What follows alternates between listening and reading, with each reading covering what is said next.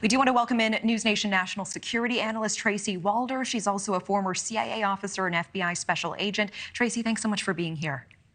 Thank you for having me, Natasha. So, Tracy, any question in your mind that Putin was caught completely off guard by this? And also knowing what you know about him, what is the concern over what he could do next?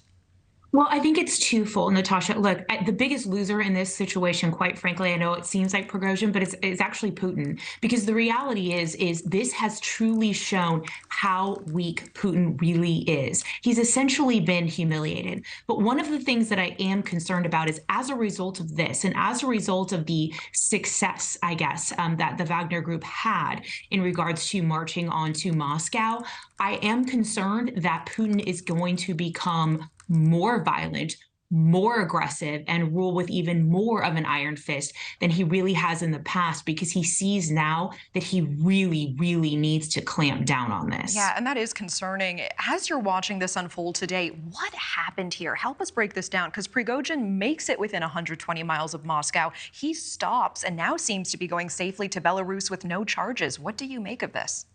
You know, Natasha, this is baffling to me, and I've spent all of my career looking at these kinds of things. And what is fascinating to me in terms of what happened, and I was discussing this earlier, I believe that Putin really is probably one of the most overestimated leaders in the world, quite frankly. I mean, we look at earlier this year, the Ukraine infringed on the Kremlin, basically with drones into their airspace.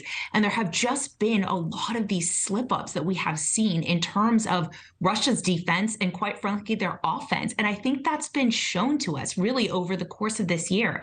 And so I think today, essentially, Prigozhin wants Shoigu gone. He's not happy with the way he's been treated. He counts himself as the reason, and quite frankly, he was the reason that Russia held Bakhmut. And I don't think he was getting the credit that he deserved. And quite frankly, he was accusing Putin of injuring and killing his troops. And I think he ultimately saw a point where he could really strike while the iron was hot. And that's what he did today. And either way, no matter what happens to Prigozhin, whether he's arrested, whether he's killed, whether he goes off to Belarus, he does look somewhat like the hero in this situation, with his cooler head prevailing and not wanting bloodshed. And Tracy, let's talk about the impact on the war in Ukraine, because what is the likelihood that Wagner forces will and can return to fight alongside Russian soldiers after this happened? I think that's a great question, Natasha. Most likely, and probably one of the reasons this deal was reached, is because Putin wants those soldiers back. But the thing is, now you're dealing with soldiers who essentially tried to overthrow you and your government, and you're trusting them to go into Ukraine and fight on behalf of your country. And the reality is the Wagner group is not subjugated to the security of Russia. So I'm not certain how Putin thinks he's going to ultimately use this. And I think Ukraine is, quite frankly, a big winner in this disorganization. Okay, we always appreciate your time. Tracy Walder, thank you so much. Thank you.